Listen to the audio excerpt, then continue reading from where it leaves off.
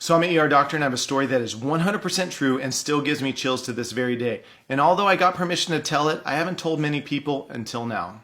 Many years ago, I was working in the ER and I got a patient who was a drowning victim, a 5-year-old girl who had fallen in the family swimming pool. When paramedics brought her in, they were doing CPR still. She had no pulse, no blood pressure, she wasn't breathing, and no signs of life.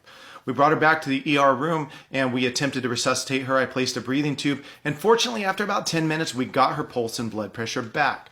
Family arrived and parents, of course, were extremely distraught. Dad particularly was really taking it hard. He was blaming himself. He was saying, I should have known better. It's all my fault. I should have known better. It's all my fault. I attempted to reassure him. I was like, sir, listen, this is not your fault. Accidents happen all the time. It was a complete accident. And he said, no, you don't understand. When I was a little kid, I went to stay with my grandparents and they told me not to go down to the river that was right behind their house. I wandered down there anyways. I got in the river, I got in trouble, and I almost drowned. I started screaming for help. My grandpa ran out of the house, dove in the water, and he saved my life, but he lost his that day. And the dad said, first I killed my grandpa, now I almost killed my daughter. And I, again, tried to reassure him. I was like, sir, it's just an accident. It's not your fault. You know, everything will be okay.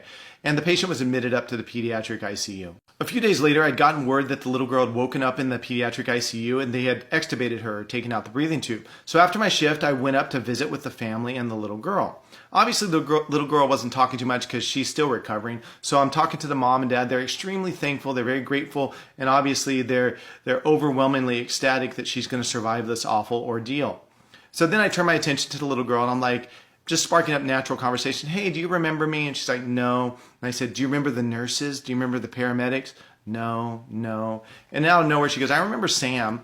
And I said, who's Sam? She goes, I don't know.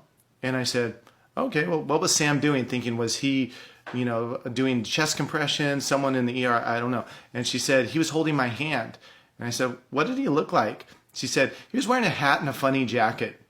And then I'm like, okay, I didn't know who she was talking about. Then the dad walks over and he's punching on his phone. And he pulls up a picture from Facebook and he points it at her and he goes, was that Sam?